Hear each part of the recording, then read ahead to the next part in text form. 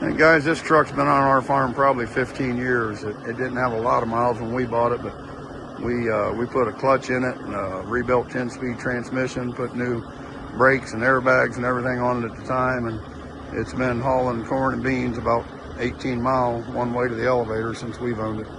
It's been a good old truck.